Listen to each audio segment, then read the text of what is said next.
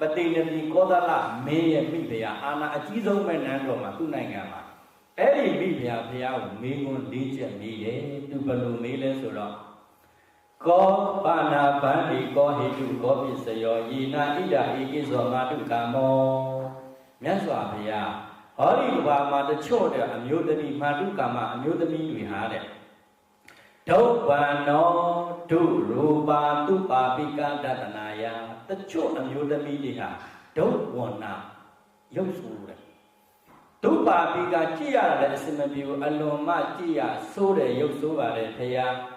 ရုပ်လည်းဆိုတဲ့အပြင်ကိုဘာဖြစ်လဲဆိုတော့တလိဒောစ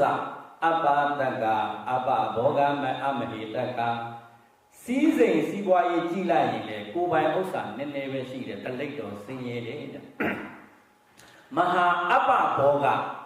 အိမ်မှာရှိတဲ့အသုံးဆောင်တွေအင်ကြီးတွေအဝတ်စားတွေရွှေတွေငွေတွေကားတွေကြည့်လိုက်ရင်နည်းနည်းပဲရှိတယ်အမတန်ဆင်းရဲပါတယ်ဗျာအဲ့လိုမျိုးအဲ့ဒီအကြောင်းဟာလေကောဟိတုကောပစ္စယောဗန္တိနံပါတ်1မိကွန်းအမျိုးသမီးတယောက်ဟာရုပ်လဲဆိုးတယ်စင်လဲစင်းရဲတယ်အဲ့ဒါဘာကြောင့်လဲမိကွန်းတစ်ချက်မှတ်ထားမှာနော်မြတ်စွာဘုရားကိုမန္လိကဒေဝီမိတဲ့နံပါတ်1ဒီတချို့အမျိုးသမီးများဟာရုပ်လဲဆိုးတယ်စင်လဲစင်းရဲတယ်တစ်ချက်အဲ့ဒါဘာကြောင့်လဲဗျာတဲ့နောက်မိကွန်းနဲ့သူထပ်မေးပြန်ရောဣဒကောပါဏဗန္တိကောဟိတုကောပစ္စယောယေနဧကိသောမတုကာမောဟောဒီလောကမှာတချို့အမျိုးသမီးတွေကြတော့ဒုဗ္ဗနောဒုရူပသုပါပိကတတနာယအမတန်ကြည်ရတာရုပ်ဆိုးတယ်ဒါပေမဲ့ဘာဖြစ်လဲမဟတံနောမဟာဘောဂောစီးစိမ်လေးအသုံးဆောင်လေးအချွေရန်လေးများပြီးတော့အာနာတွေပိုင်ဆိုးတယ်အဲ့တော့နံပါတ်1မိကွန်းအတူကျုပ်ပဲမှတ်ရင်ရုပ်ဆိုးတယ်စီးစိမ်ဥစ္စာချမ်းသာတယ်မိကွန်းဘယ်နှချက်ရလဲနှစ်ချက်တော့နံပါတ်1ကရုပ်လဲဆိုးတယ်ဆင်းလဲဆင်းရဲတယ်အဲ့ဒါဘာကြောင့်လဲနံပါတ်2ရုပ်တော့ဆိုးတယ်စီးစိမ်ဥစ္စာတွေကပေါ်များပြီးချမ်းသာတယ်အဲ့ဒါနံပါတ်2နော်အဲ့ဒါကဘာကြောင့်ပါလဲဖရာနံပါတ်3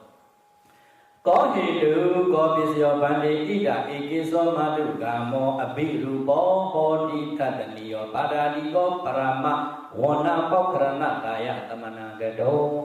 မြတ်စွာဘုရားတချို့အမျိုးသမီးတွေကြတော့အဘိရူပောအမတန်အစင်းလှသတ္တနိယောကြည့်ခြင်းမြင်ခြင်းတတ်တဲ့တခါကြည့်ပြီးနောက်ကထပ်ကြည့်ခြင်းနဲ့ဖြစ်စိတ်ဖြစ်ရအောင်အစင်းလှတယ်ကြည့်လိုက်တဲ့ပုဂ္ဂိုလ်ရဲ့စိတ်ထဲမှာအေးပြီးတော့ကြည်ညိုပွဲကိုဆောင်းနိုင်တယ်ဒါပေမဲ့တလိပ်တော်ဆင်းရဲတယ်အပ္ပတကာကိုယ်ပိုင်ဥစ္စာလို့များများစားစားမရှိဘူးမဟာအပ္ပဘောကစီးစိမ်တွေနေတယ်အပ္ပတကအချွေရန်တွေအကျော်စိုးတွေအရှိန်ဝါတွေနေတယ်နံပါတ်3မိကွန်းကရိုးရိုးပဲပြောရင်ရုပ်ချောပြီးတော့အမတန်အစင်းလှပြီးတော့ဆင်းရဲတယ်မိကွန်းဘယ်နှချက်ရှိလဲနံပါတ်1ကပါလဲရုပ်လည်းဆိုးတယ်စီးစိမ်လည်းမရှိဘူးဆင်းရဲတယ်တဲ့နော်နံပါတ်2ရုပ်တော့ဆိုးတယ်စီးစိမ်ကြီးချမ်းသာတယ်နံပါတ်3ရုပ်ချောလှပြီးတော့ဘာစီးစိမ်မှမရှိဘူးမိကွန်း3ချက်ရှိပြီနော်နောက်နံပါတ်4မန္လိကာမိဖုရားကိုထပ်မေးတယ်ဘယ်လိုလဲဆိုတော့ကောဟိတုဗန္တိကောပစ္စယောဣဒာမာတုကာမောအမျိုးသမီးတချို့တွေဟာတဲ့အဘိရူပောအလွန်အစင်းလာတဲ့တတ္တနိယောကြည့်စရာကောင်းတယ်ပရမဝဏပောက္ခရဏာယကြည့်လိုက်တဲ့လူရဲ့ရင်ထဲကိုအေးသွားတယ်ရုပ်လည်းလာတယ်မဟာဘောကစီစိမ်လည်းများတယ်အဘိတခအချွေရန်လေးလည်းများပါတယ်မဟာဘောကအဲ့ဒါလူရင်ပဲပြောရင်နံပါတ်4ဒီတချို့အမျိုးသမီးများဟာရုပ်လည်းလှအချမ်းရံလေးစီးစိမ်လေးလည်းပြည့်စုံပါတယ်အဲ့ဒါဟာလေကောဟိတုကောပစ္စယောဘယ်လိုအကြောင်းကြောင့်ဖြစ်ရတာပါလဲဗျာစုစုပေါင်းမေးခွန်းပဲတစ်ချက်၄ချက်မန္လိကာဒေဝီဒီမြတ်စွာဘုရားကို၄ချက်ကိုပြန်ပြောမယ်နော်တင်းနဲ့နှစ်ဒီရုပ်ချောတယ်ရုပ်ဆိုးတယ်ဒါပေမဲ့နံပါတ်1ရုပ်ဆိုးပြီးတော့ဆင်းရဲတယ်နံပါတ်2ကရုပ်ဆိုးပြီးမယ်ဘာဖြစ်လဲချမ်းသာတယ်အဲ့ဒါတတွဲ3နဲ့4ကရုပ်လှတယ်ဆင်းရဲတယ်နံပါတ်4ရုပ်လည်းလှတယ်ချမ်းလည်းချမ်းသာအဲ့ဒါဘာကြောင့်အဲ့လိုကြွာရတာလဲ तू ကမေးအားရှိမှာဗော तू ကမိဖုရားလေရုပ်ကလည်းဒီချောစည်းစိမ်ကလည်းအများကြီးဘယင်မိဖုရားဆိုတော့အာနာကလည်းပိုင်တော့ तू ကလူတွေကိုကြည့်ပြီးတော့ကျွတ်လူတယ် तू လောက် တကူလည်းမရှိဘူးအရှိန်ဝါလည်းမရှိဘူးစီးစိမ်လည်းမရှိဘူးသူကြတော့မိဖုရားဖြစ်ရတယ်စားမကုန်တော့မကုန်အဝတ်စားလေးလည်းလိုချင်တဲ့ဟာကြရင်လေးစီးတဲ့ဟာလည်းအကုန်ရအဲ့ဒါကိုသူကသိချင်တာဘာအကြောင်းကြောင့်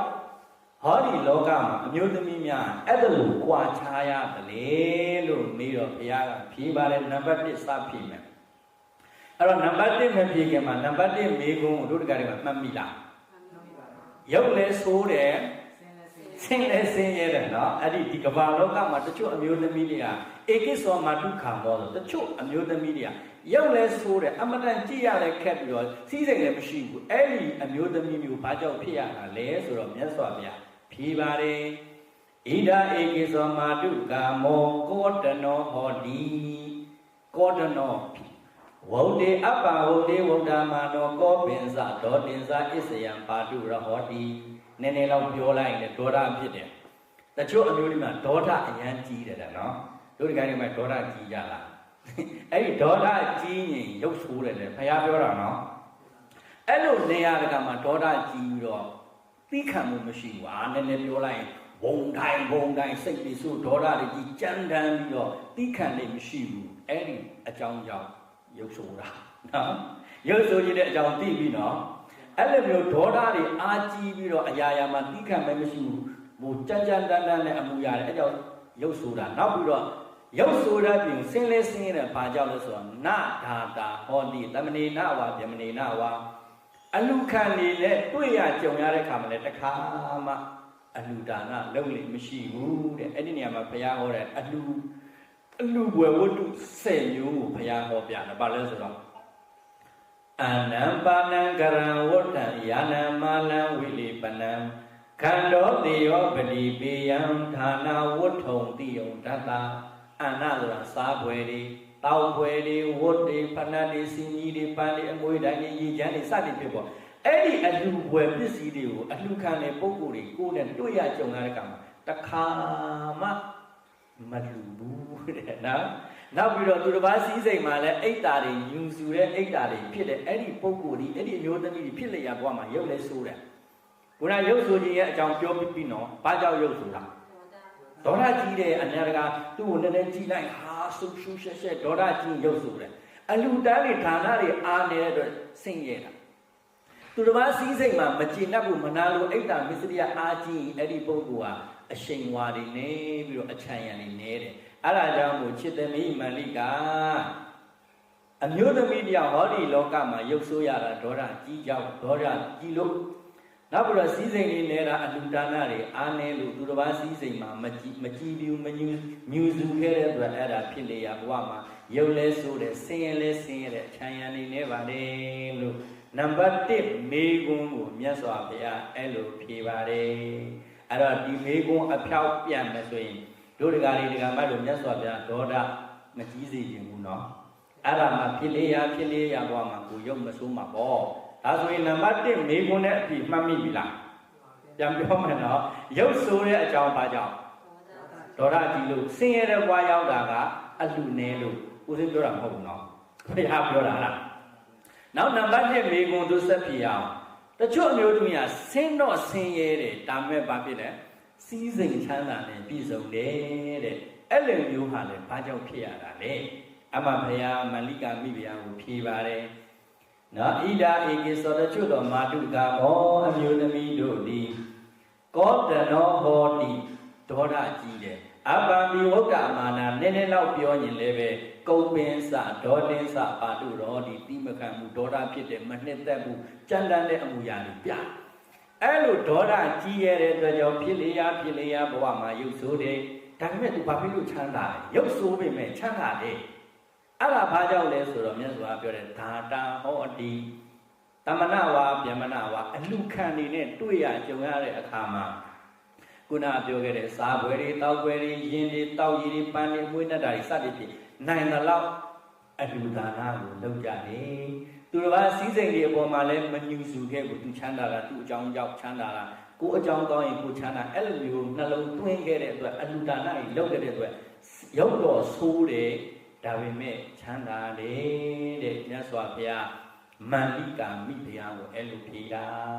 အဲ့တော့တို့တကယ်နံပါတ်1မေခွန်းကိုပြန်ပြောမယ်နော် နံပါတ်1မေးခွန်းကပါလဲရောက်